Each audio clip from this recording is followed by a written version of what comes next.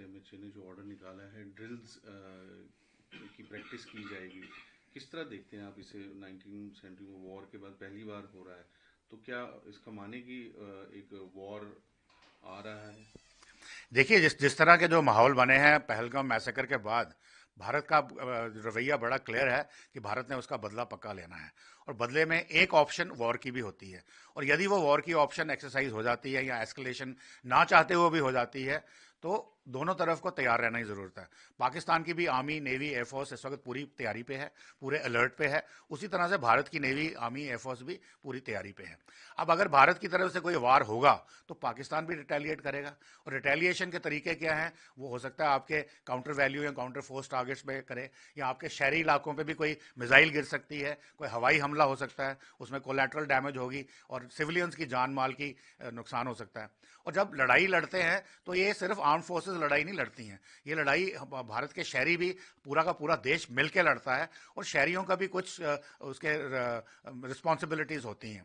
तो उस केस में अगर ये हमारे ऊपर हमला होता है तो पहले हमने पैसिव एयर डिफेंस मेजर्स लेने हैं अगेंस्ट एनिमी एयर। पाकिस्तान की जो एयरफोर्स है वो अगर हमारे पर अटैक करे, यहाँ उनकी कोई मिसाइल अटैक करे, तो यहाँ जान माल का जो नुकसान होना है उसको कम कैसे किया जाए? तो उसके लिए सायरन बजा के लोगों को वार्निंग दी जा सकती है, क्योंकि हमारे रेडार्स उनके जहाज़ों को भी पकड़ेंगे, मिसाइल्स को भी पकड़ेंगे। तो एडवांस वार्निंग होगी ताकि लोग अपनी जान बचाने के लिए बंकर्स में जा सकें, या जो भी मेजर्स उनको सिखाए जा रहे हैं वो कर सकें। दूसरा, ब्लैकआउट ड्रिल्स हो सकती हैं कि रात को अगर भारत का दुश्मन का जहाज आए तो उसको एग्जैक्ट टारगेट ना मिले, और दिन के टाइम तो हमारे लोग भी वहाँ होंगे, हमारे हवाई जहाज भी उनको पकड़ सकते हैं। तो इस तरह की जो ड्रिल्स हैं वो करनी ज़रूरी है, ताकि लोगों की जान, अगर कोई इंजर्ड हो जाता है तो उसको फर्स्ट एड कैसे देनी है, उसका हवाई जहाज वैक्यूएट कैसे करना है हॉस्पिटल में, ताकि जान और माल की जो क्षति है वो कम से कम की जा सके। तो ये एक ड्रिल्स एक नॉर्मल प्रेपरेटरी स्टेज में है, एक प्रिकॉशनरी चीज़ है जो सबको ज़रूर करनी है, specially the states of Gujarat, Rajasthan, Punjab और जम्मू एंड कश्मीर। सर, लगातार सीज फायर वायलेशन भी हो रहा है एलओसी के, किस तरह देखते हैं? हमारी आर्मी भी रिटेलिएट कर रही है। देखिए, सीज फायर वायलेशन मैंने बोला 22 अप्रैल से जो है 53 हो चुकी हैं, और ये सीज फायर वायलेशन चल रही है despite the agreement between India and Pakistan. DGMOs की बात भी होती है, और उसके बाद जो हमारी फ्लैग लेवल मीटिंग्स होती हैं ब्रिगेड कमांडर लेवल पे, परंतु वो हमेशा कह देते हैं कि ये हमने नहीं की, ये कोई नॉन स्टेट एक्टर्स थे, या कोई आतंकवादी थे, या ये लोग कोई कोई फ्रीडम फाइटर्स थे। परंतु अभी की जो सिचुएशन ये है कि दो ही कारण है सीज फायर वायलेशन के। सारी की सारी जो फौजें हैं उस पर डटी हुई हैं, क्योंकि लगता है कि अटैक इमिनेंट है, वॉर इमिनेंट है, तो वो सारे डटे हुए हैं, अपनी अपनी वॉर लोकेशन पे बैठे हुए हैं। और पाकिस्तानियों की तरफ से पैनिक है, और उसकी रीजन ये है कि जब भी कुछ होता है उनके उनके अपने मोर्चे के सामने, कोई हरकत होती है या कोई आवाज आती है, तो उनको लगता है कि शायद भारत की तरफ से अटैक हो रहा है, और वो स्मॉल आर्म्स फायर खोल देते हैं। और तो ये सब पैनिक है। अगर वो सोचे समझे तरीके से वायलेशन करते तो शायद आर्टिलरी का भी इस्तेमाल करते, अब वो नहीं कर रहे हैं, ये ओनली उनके स्मॉल आर्म्स की फायरिंग हो रही है। और भारत की तरफ से भी जब भी उनका कोई स्मॉल आर्म्स फायर खुलता है, किसी भी डायरेक्शन में खुलता है, तो एक अप्रोप्रिएट प्रॉपर मेजर्ड रिस्पॉन्स दिया जाता है। तो इस तरीके से ये पैनिक दिखाती है कि जो सीज फायर वायलेशन कंटिन्यूसली करे जा रहे हैं, स्पेशली 22 अप्रैल के बाद। लेकिन सर, यूएन जो तो उसको किस तरह देखते हैं? देखिए, यूनाइटेड नेशंस बना ही इसलिए है कि दुनिया में पीस रहे, वॉर नहीं होना चाहिए। पर अगर आप यूनाइटेड नेशंस की ऑर्गेनाइजेशन देखें, वीटो पावर्स के बारे में देखें, जो बड़े बड़े 5 कंट्रीज हैं जो ताकतें हैं, उनके पर्सनल इंटरेस्ट को देखें, तो यूनाइटेड नेशंस के स्टेटमेंट का कोई मतलब नहीं रह जाता। उनके कहने या ना कहने से कोई फर्क नहीं पड़ता। अगर भारत को काइनेटिक एक्शन लेना होगा जो उसके स्कीम ऑफ थिंग्स में आएगा, जो भारत सोच रहा है कि इसको डिप्लोमेटिक, इकोनॉमिक, फिर इंफॉर्मेशन वॉरफेयर, असैसिनेशंस, जो जो लोगों की, प्रोमिनेंट लोगों की, ये सब मिलाकर के, और एक कहीं स्ट्राइक्स ऑन द कैंप्स, या उनके ऐसी जगह पे स्ट्राइक करनी है जहां पे उनको पूरा का पूरा क्षति पहुंचे, और वो सोचने में मजबूर हो जाए कि यार हमें अपनी एग्जिस्टेंस बचानी है, या कश्मीर का राग अलापना है, या भारत में एक्सपोर्ट, टेररिज्म को एक्सपोर्ट करना है। तो वो सोचने में मजबूर हो जाएं और शायद अपनी हरकतें बंद कर दें, तो हम भी अपना कोई एक्शन नहीं लेंगे। सर, वही जिस तरह पानी है, और पाकिस्तान का जो अथॉरिटी है इसके ऊपर, उन्होंने भी एक कंसर्न कहा है कि खरीफ जो क्रॉप है पाकिस्तान में वो इम्पैक्ट होगा, तो किस तरह देखते हैं? देखिए, ये तो हमको पहले से पता था कि जो इंडस वाटर ट्रीटी 1960 में साइन की थी वो लॉपसाइडेड थी। 80% पानी पाकिस्तान को जा रहा था, 20% हमें मिल रहा था।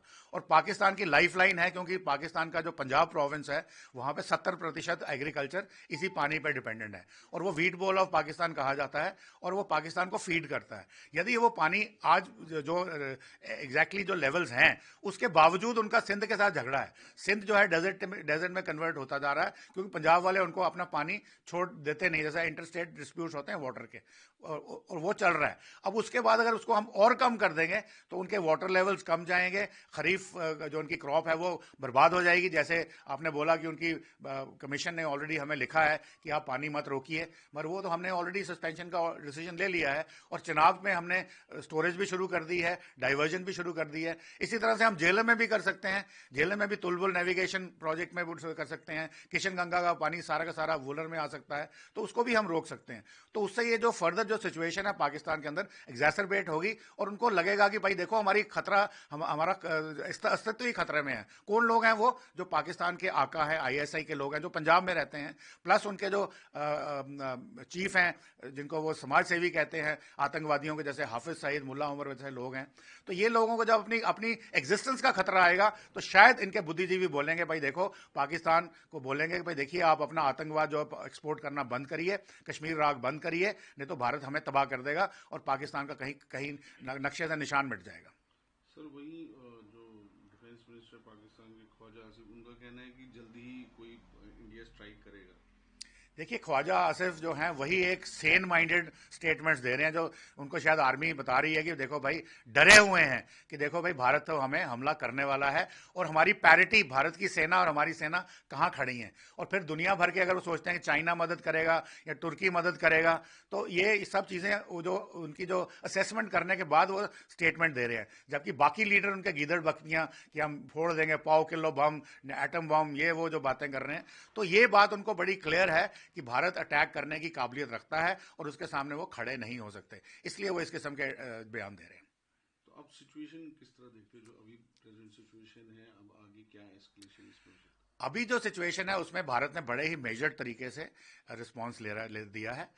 पहली जो कैबिनेट कमेटी ऑन सिक्योरिटी की मीटिंग हुई थी, उसमें 5 बड़े फैसले लिए गए थे, और वो फैसले बाद में आस्ते आस्ते चलते जा रहे हैं। तो भारत अभी डिप्लोमेटिकली पाकिस्तान को टैकल कर रहा है काफ़ी सक्सेसफुली, इकोनॉमिकली टैकल कर रहा है, वो भी सक्सेसफुल है। उसके अलावा इंफॉर्मेशन वॉरफेयर के जो तरीके हैं उनको भी कर रहा है, सोशल मीडिया का भी कर रहा है, और साथ में एक विकल्प हमारे पास अटैक का भी है।